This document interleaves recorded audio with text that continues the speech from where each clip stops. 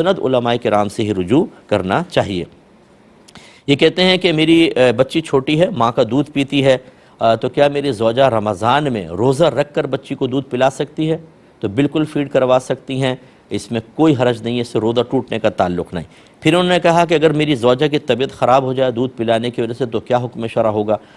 دیکھیں، روزہ رکھیں اور دودھ پلائیں، اگر خدا نخواستہ دودھ پلانے سے بہت زیادہ نقاہت، کمزوری ہو جائے یا طبیعت بگڑے تو وہ روزہ توڑ سکتی ہیں، بعد میں اس کی قضا رکھیں گی، کفارہ وغیرہ نہیں ہوگا، لیکن روزہ نہ چھوڑیں۔ کوشش کریں کہ سحری میں اچھا کھائیں ہماری بہن، اور کسی ڈاکٹر سے مشورہ کر لیں، خاص جو طاقت کے وائٹمنس وغیرہ کے ٹیبلٹس وغیرہ ہوتے ہیں، اگر وہ اس کو یوز کریں گی تو انشاءاللہ روزے بھی اچھے گزر جائیں گے اور بچی کو فیڈ بھی وہ آرام سے کروا سکیں گی۔ یہ کہتے ہیں بچی کہ میری شادی ہوئی تھی تو گھر والوں نے میرے ناخنوں کو نقلی ناخن لگائے اور ایلفی سے چپکا دیے وہ۔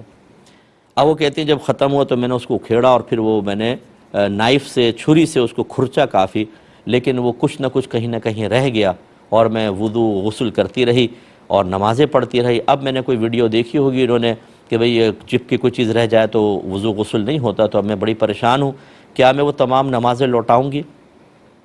دیکھیں، پہلی بات تو یہ کہ بہت ساری اب تو چیزیں آ گئی ہیں، یہ ایلفیوں سے چپکانے کی ضرورت کیا تھی؟ اچھا ہوا کہ وہ کھڑ گیا، ورنہ تو آپ کا ناخن ہی ضائع ہو جاتا۔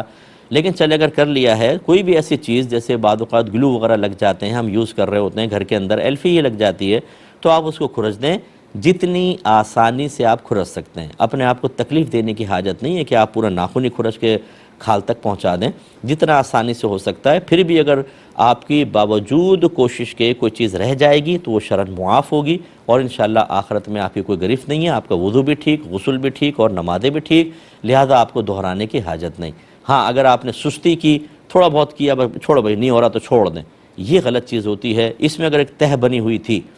آپ کے ناخن کے اوپر، اور وہ پانی، اس کی یقینی سی بات ہے کہ وضو یا غسل میں پانی کو ناخن یا کھال تک پہنچنے کے راہ میں رکاوٹ تھا، تو پھر آپ کا نہ وضو ہوا، نہ غسل ہوا، نہ وہ نمازیں ہوئیں، آپ گناہگار بھی ہوئیں، بلکہ گناہ کبیرہ کی مرتکبہ ہوئیں۔ اللہ کی بارگاہ میں توبہ کرنی ہوگی اور ان نمازوں کو آہستہ آہستہ جب آپ کو موقع ملے لوٹانا ہوگا، دوبارہ پڑھنا ہوگا، کیونکہ وہ ہوئی نہیں، وہ قضا آپ کو ادا کرنی پڑے گی۔